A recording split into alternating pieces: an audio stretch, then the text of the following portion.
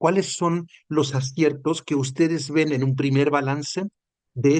esta propuesta de giro programático que constituye la nueva escuela mexicana? Y como decía Ángel, efectivamente en el sentido de su potencial transformador en el marco de un gobierno, de una política de Estado. Creo que aquí hay como dos corrientes.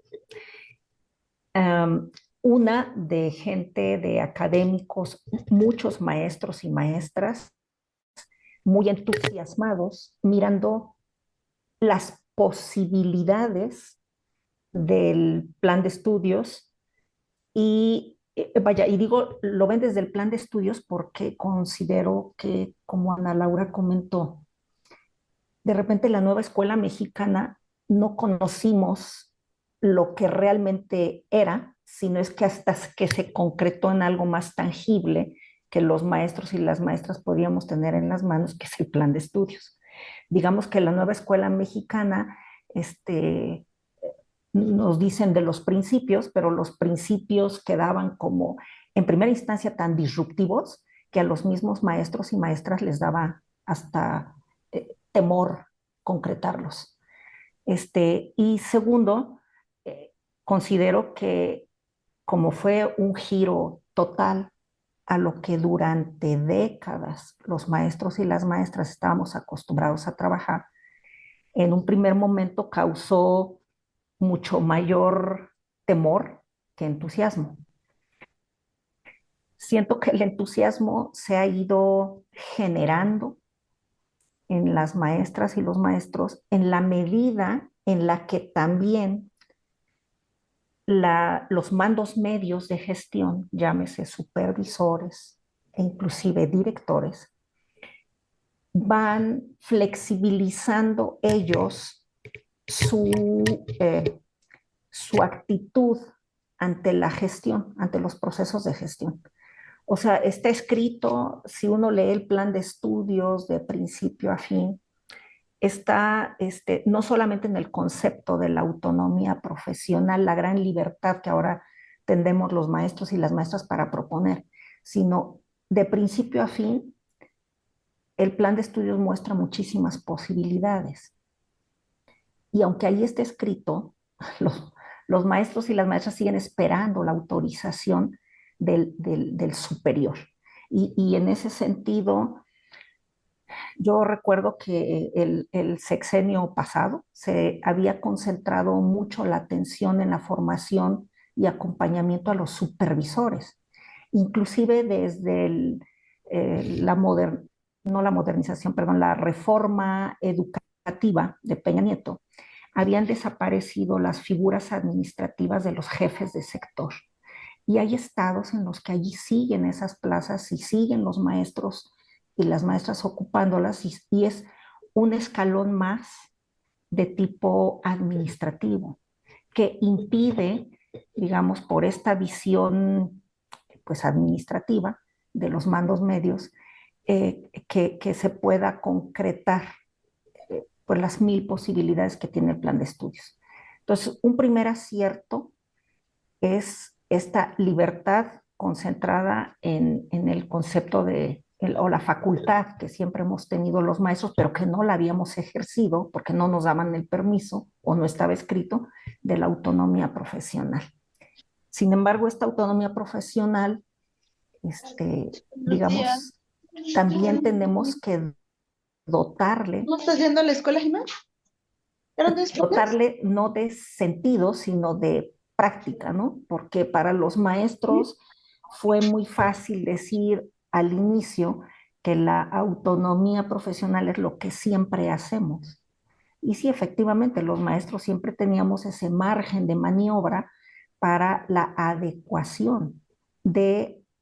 los contenidos o las temáticas que venían en el plan de estudios, pero que ya estaban ahí. No se trataba de que yo la eligiera, estaban y yo tenía que cumplirla, porque si no daba el tema o me pasaba las páginas del libro de texto, pues los primeros que nos reclamaban pues eran los papás, ¿no? Los papás y las mamás. Entonces ese es un acierto, la autonomía profesional que los maestros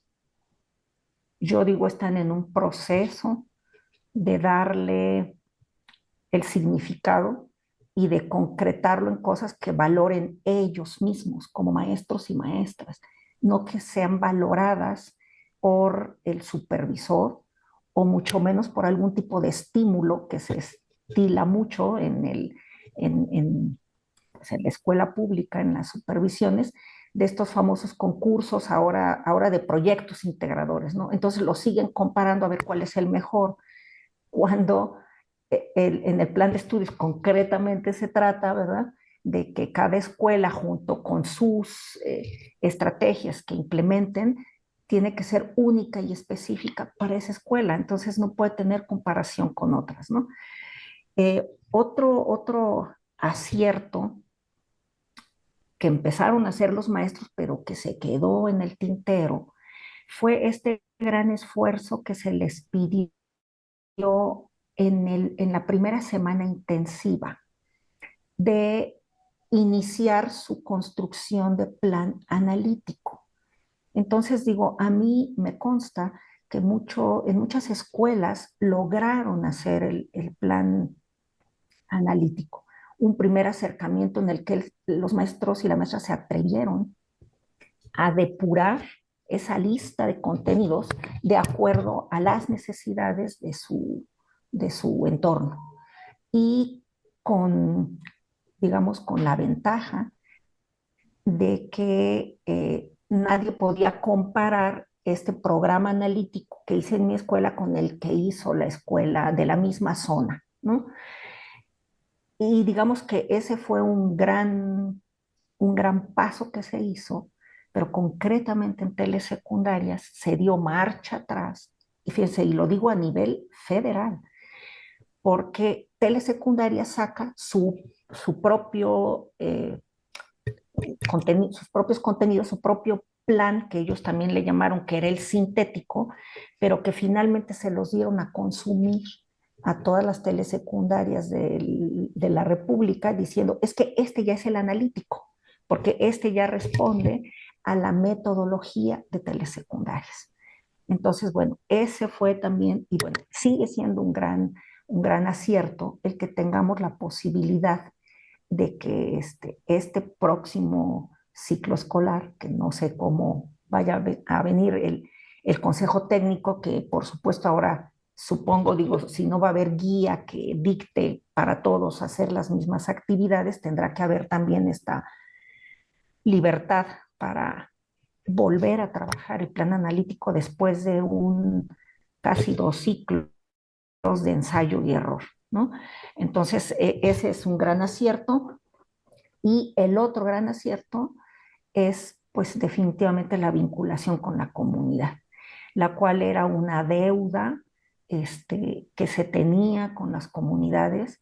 porque, pues yo decía, no solamente ya las escuelas las separaban de la comunidad los muros, sino aunque no hubiera, pues la escuela se había convertido como en una isla en la que, pues,